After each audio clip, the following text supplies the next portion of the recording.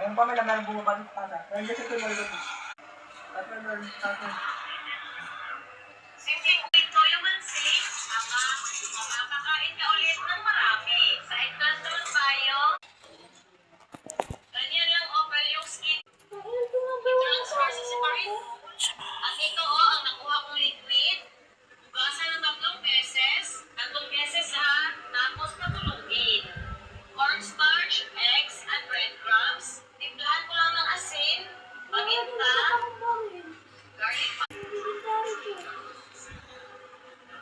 Nagawin niyo pa na ano? Ano yun?